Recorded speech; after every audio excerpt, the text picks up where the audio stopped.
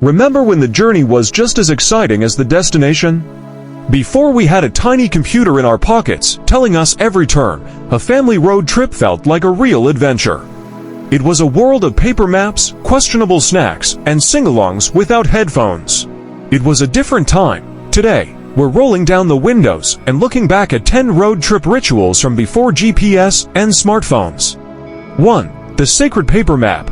Every trip began with this paper road map, a giant puzzle that you had to solve before you even left the driveway. Dad was usually the navigator, wrestling with folds that never quite went back together. You'd trace the route with your finger, following the thin red and blue lines across states. It gave you a real sense of distance and geography, something a GPS voice can never replicate. We lost this ritual to the digital convenience of turn-by-turn directions, taking the grand sense of navigation with it.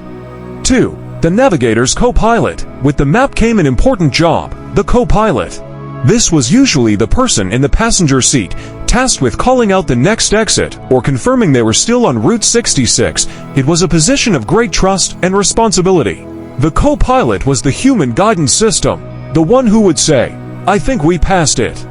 This role faded away when the job was handed over to a satellite, making every passenger just a passenger. 3. The magic of the triptych. For the truly prepared traveler, there was the triple a triptych. You'd visit the auto club before your vacation, and they'd make you a custom, spiral-bound map book.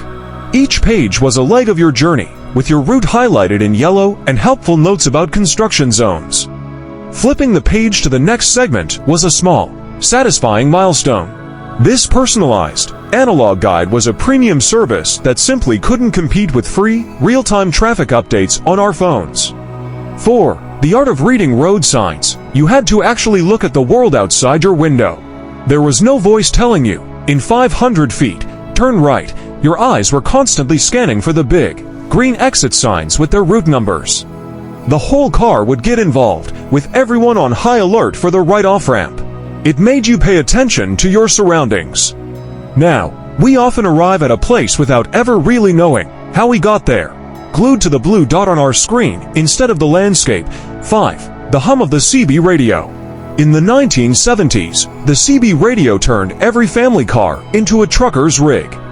Drivers had their own handle or nickname, and they'd chat with strangers on the road, sharing news about speed traps, Smokey Bears, or traffic jams. It created a rolling community, a party line for the highway. This trucker lingo and camaraderie was eventually replaced by cell phones, which let us talk to people we already knew, instead of making new friends on the open road.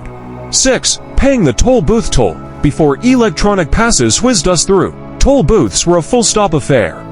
You'd have to slow down, roll down your window, and fumble for a handful of change. You'd hand it to a real person, or try to toss it perfectly into the basket. The clink of coins and the receipt you got felt official. It was a brief, personal interaction on the long road. The drive for efficiency slowly automated these little moments of human contact away. 7. The roadside picnic pull-off. Fast food wasn't the only option. Families would pack a giant cooler with sandwiches, hard-boiled eggs, and sodas. You'd look for a designated picnic area or rest stop, which were often just a few simple tables under some pine trees. It was a quiet, peaceful break from the car, and a much cheaper way to feed a family. As interstate travel became more commercialized, these simple stops were often replaced by sprawling service plazas with food courts. 8. The quest for the perfect postcard. Stopping for gas wasn't just about fuel. It was your chance to use a clean restroom, get a soda, and most importantly, find the perfect postcard. You'd browse the spinning rack, pick a scenic view, and scribble a "wish you were here" message to a friend or grandparent.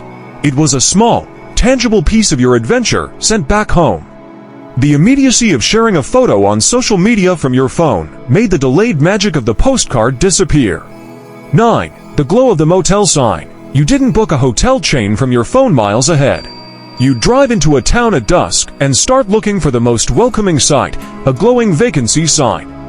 You'd check out the room first, and the whole place had a unique, local character. There was a thrill and a risk to it. The rise of online reservations and branded hotels took away the spontaneity and charm of finding a roadside haven for the night. 10. The tangible souvenir. the travel scrapbook. After the trip, the memories weren't stored in a digital cloud. They were carefully pasted into a scrapbook. You'd fill it with the photos you got developed at the drugstore, your paper map, ticket stubs from attractions, and those postcards you bought. Creating this book was a way to relive the journey. In our digital age, our thousands of phone photos often just sit in a folder, rarely printed and held in our hands. These rituals required a little more effort, a little more patience. But they made the road trip a shared, hands-on adventure.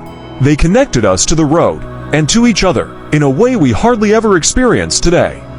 What did we miss? What's your favorite forgotten road trip memory? Share it in the comments below.